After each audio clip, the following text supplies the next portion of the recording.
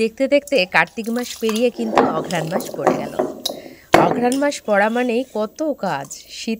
শীতকাল মজা যেমন, অনেকের খুব মজা, শীতকাল মানে প্রচুর মজা। হ্যাঁ, তবে কি জানেন, বিয়ের আগে খুব মজা লাগতো শীতকালটা, কিন্তু বিয়ের পর শীতকালে আর মজা লাগে না। কেন বলুন তো?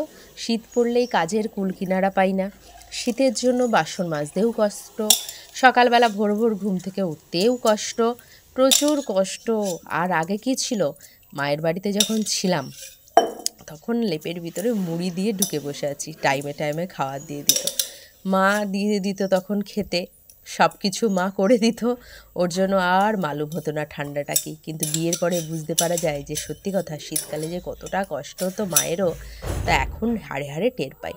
তো নমস্কার বন্ধুরা, কেমন আছেন? আশা করছি ভালো আছেন। আমি কিন্তু খুব ভালো আছি, সেটা অবশ্যই আপনাদের ভালোবাসায়। সকালবেলা উঠেই দেখুন এখানে চাল বাটতে বসে গেছি। আজ তো বৃহস্পতিবার, অঘ্রাণ মাসের প্রথম বৃহস্পতিবার। অঘ্রাণ মাসের প্রথম বৃহস্পতিবার মানে গৃহস্থের বাড়িতে প্রচুর কাজ। লক্ষ্মী পুজো হবে, প্রথম লক্ষ্মী পুজো, অঘ্রাণ মাসের প্রথম লক্ষ্মী পুজো, তো খুব কর্মব্যস্ততা থাকে। সকালবেলা উঠেই আলপনা চাল আমি বেটে নিয়েছি, চাল বেটে এখানে দেখুন বাটি করে রেখে দিচ্ছি। চালটা একটু ঠাকুরের জন্য থাকে আর একটু দেব আলপনা। তো এখানে সব পুজোর কিন্তু জোগাড় হয়ে গেছে। খুব সকাল সকাল উঠতে হয়েছে, সকাল সকাল উঠে সমস্ত কাজকর্ম সেরে এখানে কিন্তু গুছিয়ে ফেলতে হচ্ছে সব কাজ। আলপনা দেব, মা বলে দিচ্ছে অল্প একটু দে আলপনাটা, আর বেশি আলপনা দেওয়ার দরকার নেই, ছোট্ট গোল করে একটু আলপনাটা দিয়ে দে। তো আমি সেই অনুযায়ী ছোট্ট গোল করে একটু আলপনাটা দিয়ে দিচ্ছি। এখানে মা, যেহেতু আমাদের বাড়ির পুজোগুলো হবে, আমাদের লক্ষ্মী পুজোটা অঘ্রাণ পৌষ মাসে লক্ষ্মী পুজোটা ব্রাহ্মণ করতে আসবে, কিন্তু বাড়ির যে পুজোটা হবে, আমাদের তো অনেক সকাল সকাল বাড়িতে পুজো হয়ে যায়, তো তার জন্য সেটা কিন্তু মা করবে। তো মা করছে, আর আমি এদিকে জোগাড় যন্ত্রগুলো সব করে দিচ্ছি। তারপর আর কি বলুন, তারপরে যেটা হচ্ছে সেটা হচ্ছে ফল কাটা। তো ঠাকুর পুজো হবে, ফল, এই পুজোয় তো কাঁচা ফল দিয়েই পুজোটা হয় আমাদের বাড়িতে। আপনাদের বাড়িতে কী কী দিয়ে হয়? বেশিরভাগ বাড়িতে শুনেছি কাঁচা ফল দিয়েই পুজোটা হয়, তো আমাদের বাড়িতেও তাই, কাঁচা ফল দিয়ে পুজোটা হচ্ছে। তো তার জন্য সকালবেলা কাটতে বসে গেছি ফল। ফলের মধ্যে রয়েছে, বাবা এনেছে কালকে সন্ধেবেলা কলা আর পানি ফল আর শশা। তো সমস্ত কিছু কেটে নেব, এই যে দেখুন। তার আগে তো ধুয়ে নিতে হবে, তো সেটারই ব্যবস্থা করছি। বালতির জল এনে রাখা আছে, বালতির জল থেকে এক এক করে সব ফলগুলো ধুয়ে নিচ্ছি।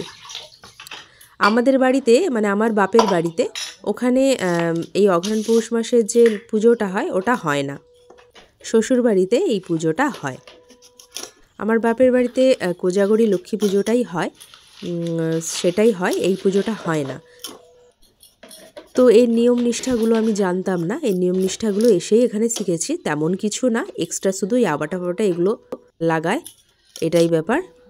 যাই হোক, এখানে এসে শিখে গেছি মোটামুটি সব কিছুই। তো আমার এখানে কোজাগরী লক্ষ্মী পূর্ণিমার দিন, যে পূর্ণিমা পুজো, এমনি ওদের পূর্ণিমা পুজোটা হতো, মানে কোজাগরী পূর্ণিমার লক্ষ্মী পুজোটা হতো না। তো এই লক্ষ্মী পুজোটা কিন্তু আমি এসে শুরু করেছি।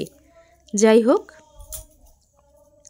এখান দিয়ে দিলেই ফল টলগুলো কেটে এখানে দিয়ে দিচ্ছি আলপনা।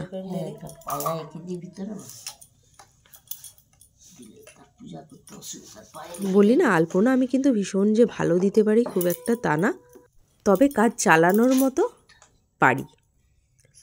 যাই হোক, এখানে মায়ের পদযুগল এঁকে নিচ্ছি, আর মা ওইদিকে বাড়ির যে ঠাকুর পুজোর যে কাজকর্ম ওগুলো গুছিয়ে নিচ্ছে, দুজনে মিলে গুছিয়ে নিচ্ছি।